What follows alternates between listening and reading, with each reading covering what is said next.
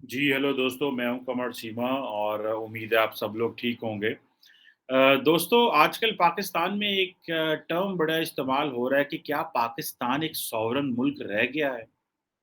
या पाकिस्तान की जो सालमियत है, सॉवरेनिटी है, वो रह गई है?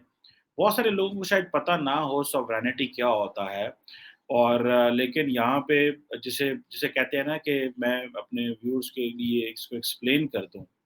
कि नॉर्मली अगर सादा ज़ुबान में, बिल्कुल सादा ज़ुबान में मैं अगर ये कहना चाहूँ कि जो डॉक्ट्राइन ऑफ सॉवरेनिटी होती है, वो बेसिकली एक डबल एज क्लेम होता है, एक क्लेम होता है, एक असर्शन होती है कि कोई मुल्क उसको ये हक हासिल है और उसको आज़ादी है कि वो अपने फ़ॉरेन पॉलिसी के जो मामलात हैं, उनमें आज़ाद हो और उसके ऊपर किसी किस्म का कोई कंट्रोल ना हो।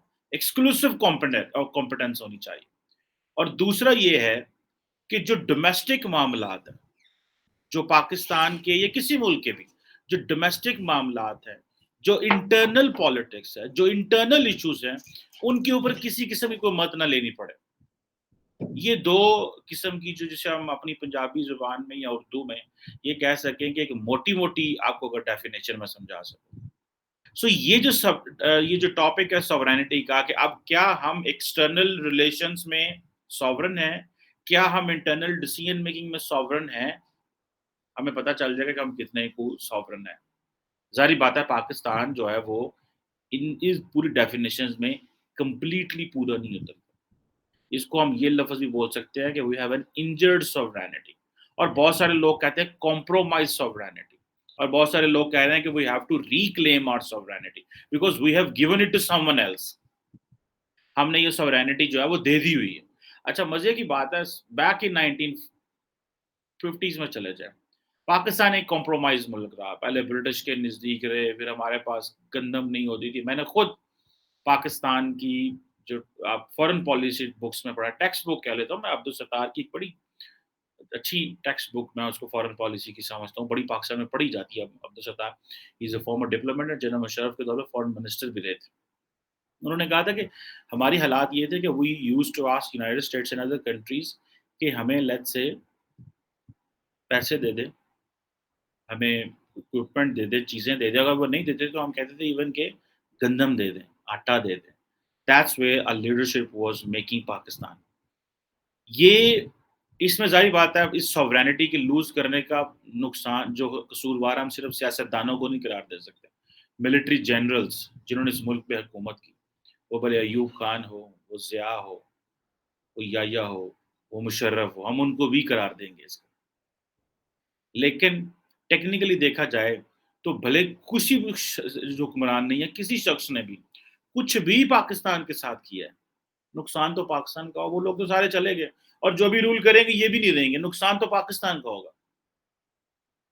तो ये चीज़ें जो हैं आप देखिए कि अगर किसी मुल्क के ऊपर 100 बिलियन का फॉरेन डेट है, 100 बिलियन डॉलर का फॉरेन डेट है, 10 अरब डॉलर के आपके फॉरेन एक्सचेंज रिज़र्व पड़े हुए हैं जो कि आपके नहीं हैं। वो किसके हैं? चाइना के। मैं आज पढ़ रहा था कि जो 2 बिलियन डॉलर का मज़ीद रोल ओवर हमने रिक्वेस्ट किया चाइनीज़ को। जिस मुल्क की जो एक्सपोर्ट्स हैं वो 30 बिलियन डॉलर से कम हो। जिस मुल्क की जो इन्फ्लेशन है वो 15% 13-14% मैं ब्लूमबर्ग पे पढ़ रहा था 13 पॉइंट समथिंग और आपको पता है थोड़े दिन पहले मैंने एक ब्लूमबर्ग का एक कंपैरिज़न भी किया था कि अगर आप ब्लूमबर्ग पे जाएँ तो देखेंगे पाकिस्तान के बारे में क्या खबर आ रही है और इंडिया के बारे में क्या खबर आ रही है। अच्छा, वहाँ पे ब्लूमबर्ग पढ़ेंगे तो आपको पता चलेगा जो डिफ़ॉल्ट हो गए, पॉलिटिकल क्राइसिस है, आईएमएफ से पैसे नहीं मिल रहे, ठीक है जी? सो हर रोज़ जो पाकिस्तान की बात हो रही है वो स और हम क्या करते रहे हैं माज़ी में? हम अपनी मिलिट्री स्ट्रॉन्ग करते रहे, हम अपना सिक्योरिटी apparatus स्ट्रॉन्ग करते रहे जो कि हमारी बहुत ज़्यादा ज़रूरत थी, जिसके बगैर हमारी सर्वाइवल ही नहीं थी, जिसके बगैर बांग्लादेश तो हमसे चला गया, पाकिस्तान भी नहीं रहना था अगर पाकिस्तान का स्ट्रॉन्ग डिफेंस ना होता। लेकिन पाकिस्तान वो बैलेंस पैदा ना कर सका। वो इक्वालिटी पैदा ना कर सका। रिसोर्स डिस्ट्रीब्यूशन में वो जो पैसा है वो कहाँ का कहाँ भेजता रहा। अभी थोड़े दिन पहले बजट आया, तो बस आया तो उसमें बहुत सारे लोग सोशल मीडिया पे डिस्कस कर रहे थे। उन्होंने कहा जी बजट की बात हो रही है। उन्होंने कहा जी डिफेंस पे 1500 प्लस अरब लग गए। अच्छा जी। उन्होंने कहा जी 4000 अरब तो डेट्स पे चला गया। तो जो जिस मुल्क के ऊपर इतना बजट अरब 4000 अरब यानी कि 4 ट्रिलियन का उसने डेट देना है, ये सूद देने हैं, या कर्जे वापस करने हैं, क्या वो सॉवरेन हो सकता है? और जो मुल्क कुछ अरब रुपए, सुनने में आ रहा है कि अभी उन्होंने कहा है कि जी हम 100 अरब जो है वो 60 अरब जो है वो 65 अरब हायर एजुकेशन पे रखेंगे, और उसको 35% उसके जो प्रोजेक्ट्स हैं उनके लिए रखेंगे, बाकी सूबे अपना जो है वो कर रहे हैं। सो आप इमेजिन कर लें कि जिस मुल्क के अंदर 65% पॉपुलेशन जो है वो वो वो 18 से 35 के बीच में, जिनको एजुकेशन चाहिए, जिनको टेक्निकल असिस्टेंस चाहिए, जिनको यूनिवर्सिटियाँ चाहिए, कॉलेज चाहिए, जिनको एक अच्छा एजुकेशन इंफ्रास्ट्रक्चर चाहिए, उसके ऊपर स्टेट कितना पैसा लगा रही है। और डिफेंस भी आप 1600-1500 अरब लगा रहे हैं। सो ये सारी बातें हमारी प्रायोरिटीज़ हैं, हमारी क्या प्रायोरिटीज़ हैं। अब प्रॉब्लम ये है कि हम डिफेंस में भी इतना पैसा, अपनी फ़ौज और अपना सारा कुछ इतना बड़ा कर चुके हैं, क्योंकि हमारे ऊपर जो थ्रेट्स थे वो इतने ज़्यादा थे। अगर हम शुरू में फ़ौज ना बनाते, अमेरिका हमारी ट्रेनिंग ना करता, हम न्यूक्लियर वेपन ना बनाते, हम मिसाइल प्रोग्राम ना बनाते, तो हमें एक एक्जिस्टेंशियल क्राइसिस था। आप चले जाएँ बैक इन 1999, जब न्यूक्लियर वेपन्स का टेस्ट किया हमने, तो मुझे याद, आई थिंक एल के अडवाणी साहब जो थे, बीजेपी के बड़े ज़बरदस्त किस्म के रहे हैं, and he was a prime ministers candidate भी थे किसी दौर में। उन्होंने कहा था कि आप पाकिस्तान जो है ना भूल जाएँ, ठीक है? आप यानी कि सीधी-सीधी कॉल्स आनी शुरू हो गई, ठीक है जी?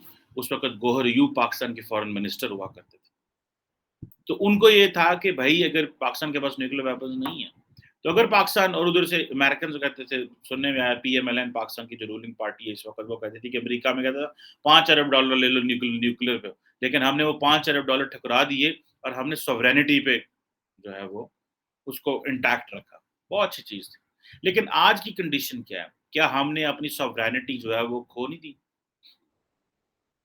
आप चले जाएँ, जब अमेरिका जो है वो अल-कायदा के ऊपर हमला करता है। इधर ओसामा बिन लादेन को पकड़ने एबटाबाद आता है, और जिस तरह पाकिस्तान की वो सॉवरेनिटी वायलेट होती है। थोड़े दिन पहले एक इंडिया ने मिसाइल फायर किया था, अगर आपको याद हो। तो उस वक़्त भी पाकिस्तान की सॉवरेनिटी वायलेट हुई थी। हमने थोड़ा बहुत शोर मचाया था और वो बात खामोश हो गई। लेकिन इस वक़्त आई एम 200% श्योर कि जो पाकिस्तान के जो कंसर्न्ड क्वार्टर्स हैं, वो उस पे काम कर रहे होंगे कि इन्होंने क्या किया है। उसका रिज़ल्ट भी कंक्लूज़न भी निकाल लिया होगा, और उसकी फ्यूचर इम्प्लिकेशंस भी समझ ली होंगी कि इंडिया क्या करना चाहता है।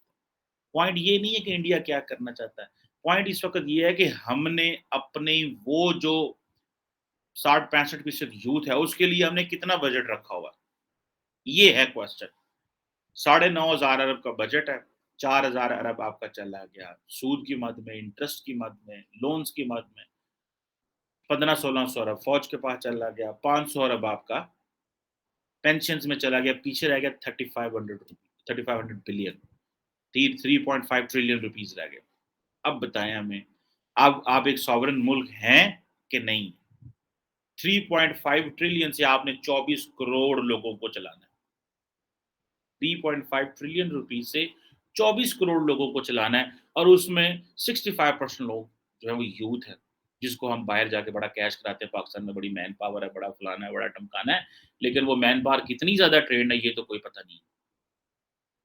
अभी बातें ये चल रही है पाकिस्तान के अंदर कि अगर कहीं पे आग लग जाए तो हमसे आग नहीं बुझती। ये नॉन ट्रेडिशनल सिक्योरिटी, इनको हम गैर रवायती सिक्योरिटी थ्रेट्स कहते हैं, कि आपका जो क्लाइमेट हमारा इश्यू नहीं है, पॉपुलेशन एक्सप्लोजन हमारा इश्यू नहीं है, जो अर्बन जो जिसे कहते हैं ना डेवलपमेंट है, वो हमारा इश्यू नहीं है। जिस तरह अर्बन लाइफ जो है वो, या अर्बन जो एरियाज़ हैं वो डेवलप कर रहे हैं, और सारी पाकिस्तान जो है वो अ, निकल के ज़मीनें, ज़री ज़मीनें बेच के तो वहाँ पे घर बना रहा है, हाउसिंग सोसाइटीज़ बन रही हैं, बिकॉज़ पाकिस्तान के पास पैसा नहीं है। तो पैसा कहाँ से बनता है? प्रॉपर्टी से। प्रॉपर्टी एक एक वाह सेक्टर है पाकिस्तान में, जहाँ पे आप जाते हैं, आप पैसा लगाते हैं, आपके पैसे बन जाते हैं। This is what you do. This is what you do. This is what you have been doing. और आपके पास कोई चॉइस नहीं। अब उसके नुकसान क्या है कि पाकिस्तान के पास फूड सिक्योरिटी होगी। चैलेंज बढ़ गया हमारा, क्योंकि हमारे पास अगर वो जो ज़मीन है, मैं एक गाँव से आता हूँ, तो मैंने देखा कि मेरे इर्द-गिर्द बहुत बड़े-बड़े हाउसिंग सोसाइटीज़ मेरे गाँव के इर्द-गिर्द बन रही हैं। اور اس کی فیوچر امپلیکیشنز کیا ہیں، وہ ساری زرعی زمینیں ہوا کرتی ہیں، اور اب وہاں پہ کیا ہے؟ سو ظاہری بات ہے ہم نیشنل سیکورٹی کی جو ڈیفینیشن ہے وہ ہمیں ریوائز کرنی پڑے گی۔ نیشنل سیکورٹی، اگر آپ ایک سیکورٹی اسٹیٹ بن کے ملک نہیں چلا سکتے، آپ کو ایک ویلفیئر اسٹیٹ بن کے ملک چلانا ہے، otherwise things will not be in our control. اگر ہم نے ویلفیئر اسٹیٹ کے طور پہ کام نہ کیا تو ہم اسی طرح قرضوں میں ڈوبے رہے، اسی طرح ہم جو ہے باقی چیزوں میں رہے، تو ہماری کنڈیشن جو ہے وہ کسی افریقن ملک سے کم نہیں ہوگی۔ جب یہاں پہ سیاستدان آپس میں لڑ رہے ہیں، انٹرنلی ہمارے اوپر کوئی کنٹرول نہیں ہو، سارے پاکستان کا ہر گھر جو ہے وہ آئی ایم ایف کے پروگرام سے متاثر ہوتا ہے۔ اس کی وجہ کیا ہے؟ ہر شخص اس پروگرام سے متاثر ہوتا ہے۔ تو کیا ہم ایک ساورن ملک ہیں؟ نہیں، ہم ایک ساورن ملک نہیں رہے۔ اور مزے کی بات ہے، ہم نے سوورینٹی صرف یہی سمجھی کہ جو کوئی ملک جو ہے نا وہ ہمارا بارڈر نہ کراس کرے، ہم نے سوورینٹی کی ڈیفینیشن یہ رکھی ہے، اور جس کا نقصان یہ ہوا ہے کہ وہ جو ڈیفینیشن ہے وہ آؤٹ ڈیٹڈ ہو گئی ہے۔ اب انڈیا یا کوئی اور ملک پاکستان پہ حملہ کر کے وہ آبجیکٹو اچیو نہیں کرے گا، because what they would like to do, اور اینی ادر کنٹری جو پاکستان کا اگر کوئی دشمن ہے تو وہ کیا کہے گا؟ وہ کہے گا لیٹ دیم ڈائی دیم سیلز، ان کو مرنے دیں۔ انڈیا میں عمران خان کو کیوں پسند کیا جاتا ہے؟ Because he is a disaster recipe for Pakistan. This is that's why Imran Khan is liked in India, because ان کو پتا ہے یہ سب جو بھی کام کریں گے وہ اچھے کام نہیں کریں گے،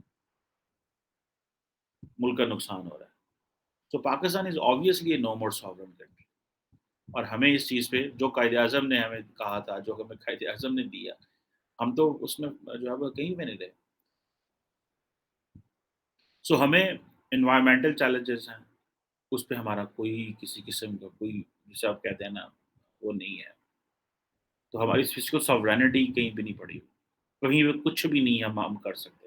ایلیٹ اپنے معاملات جو ہے وہ چلا رہی ہے، because they have so many, they have abundance of resources۔ ملک ریمیٹنس پہ چل رہا ہے، یہ اٹ سیلف ایک ڈیزاسٹر ہے کہ ملک کا وزیر اعظم، ہمارے وزیر اعظم صاحب جو تھے وہ ایک ڈیزاسٹر ریسیپی لے کے آتے تھے، کیا بلا کہ جناب ہمیں تو ریمیٹنس ہی بڑی آتی ہے یورپ امریکہ سے، ہمیں تو سالانہ $25 ارب ریمیٹنس آتی ہے، تو ملک ہمارا ریمیٹنس سے چلے گا۔ ملک ریمیٹنس سے نہیں چلتے، ملک چلتے ہیں فارن ڈائریکٹ انویسٹمنٹ سے، ملک چلتے ہیں ایکسپورٹ سے، ملک چلتے ہیں پروڈکشن سے، ملک چلتے ہیں کہ آپ کے ہاں کتنا باہر سے لوگ سرمایہ لے کے آیا۔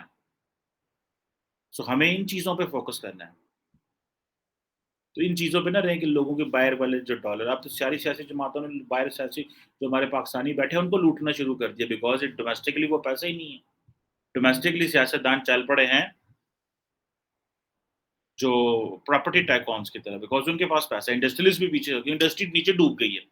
پاکستان کی انڈسٹری اتنی نیچے ڈوب گئی ہے کہ پاکستان کا جو بزنس مین ہے، پاکستان کا جو پالیٹیشین ہے، اس نے پراپرٹی ڈیلر کے اوپر ہاتھ رکھ لیا تاکہ یہ تو مجھے پیسہ دے گا الیکشن لڑنے کے لیے، جبکہ ایک وقت تھا انڈسٹریز کے اوپر ہاتھ ہوتا تھا، یہ ہمیں پیسہ دے گا کیونکہ یہ پیسہ پیدا کرتا ہے، ایکسپورٹ کرتا ہے۔ اس ٹرانزیشن کو، اس ٹرینڈ کو سمجھنے کی ضرورت ہے کہ یہ حالات ہو گئے ہیں کہ پاکستان کی انڈسٹری فلرش نہیں کی، وہ نیچے چلی گئی، اور جو پراپرٹی ڈیلر تھا وہ اوپر آ گیا، جس کی وجہ سے سارے کے ساری چیزیں جو ہیں وہاں۔ تو یہ بہت زیادہ ڈسٹربنگ ٹرینڈس ہیں، اور ہر روز دیکھیں، آپ دیکھیں، اور جو آخری بات میں کروں گا آپ سے، 2050 تک پاکستان کی جو ینگ پاپولیشن ہے، آپ وہ امیجن کر لیں گے وہ کہاں چلی جائے گی۔